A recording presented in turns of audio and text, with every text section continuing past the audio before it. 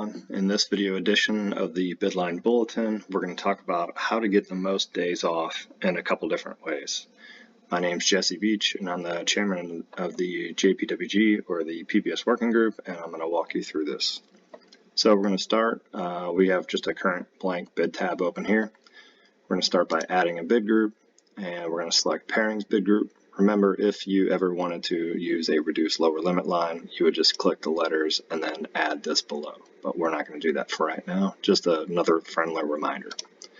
So we're going to open up a pairings bid group, hit apply. Now, different thoughts on, however many days off you may want, or if you have certain other requirements, but just for the sake of showing you in the video, we're going to do a waive, and we're going to just say we're going to waive our minimum days off to 3. Hit apply, reset all, and close. So that's all we have going on in the bid group right now, is just waiving our minimum days off to 3. So from here, we can also add any kind of prefer off dates. Let's say we want a couple days off at the end of the month. We can have that in there, hit apply. You can also do other things like, let's say avoid red eyes just for something easy. Counting deadhead legs is always an important one to check there. Hit apply, reset all, and close. Now there's a couple of different ways to achieve the most amount of days off. One thing you typically want to do is bid for min credit, because then you're typically shooting for a lesser credit amount for the entire month, which could equal a day or two off extra. So we'll do that. We're going to hit add.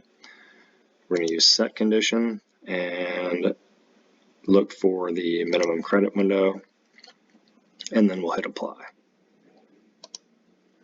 Now, let's put this a little bit out of order, and we want to remember that all set conditions and waives are typically going to go to the top of the bid. So I'm just going to go ahead and use the up arrow and move that up to the top. And then we'll just reset all and close that just to kind of show you where we're at. So I'm just going to click to the bottom line here, and then we're going to do some award pairings lines. Now, there's a couple ways to try to get the most credit. It depends on what type of trips that you like. Now, if you really just don't care at all, we can use the average daily credit line here, select greater than, and we can start with, say, 7, hit apply. And if we want to just make it real easy, we can go to, from here, we can do 630, hit apply.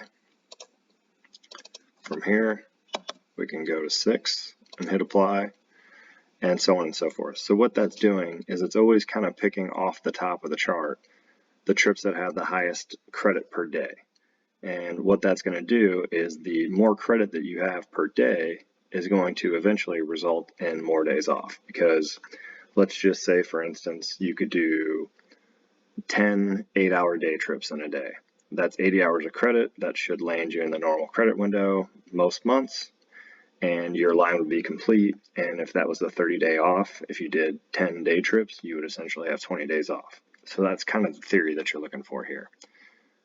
Just another quick example. This is going to be a little bit out of order.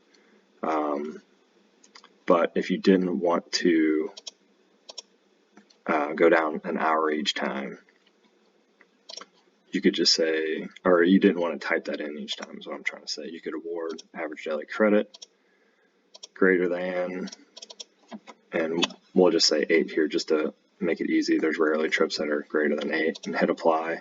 You can go down an hour, hit apply, go down an hour and hit apply, and so on. So that's just an easy, quick way to do that. Now, let's say if you typically wanted more multi-day trips or longer day trips in order to get this done. A way to do that is we'll go ahead and remove all this, and we're going to say award pairings, and then we're going to use pairing total credit on this one. So we're going to go select pairing total credit, and we're going to say greater than. We almost never want to use exactly on that one, just something to think about. And if you do the analyzer, you'll kind of figure out why, because it has to be exactly that credit amount. So we're going to use greater than. And on this one, what I like to do is go to 24.59. And the reason for that is we do have some pairings that are worth 25 hours. And since you're using greater than, you want to be just below 25. So you can do that, hit apply. Again, go down an hour, hit apply, go down an hour, hit apply, and so on and so forth.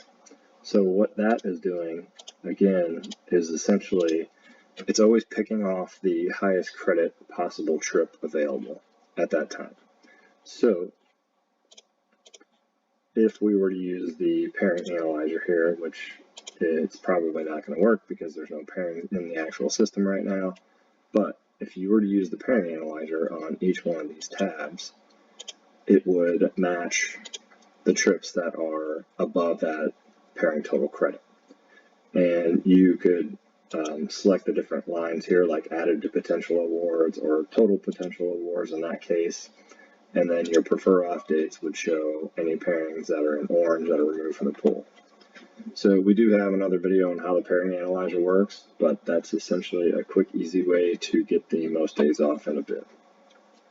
Thanks again for watching this edition of the Video Bidline Bulletin, and happy bidding, and we'll see you on the next one.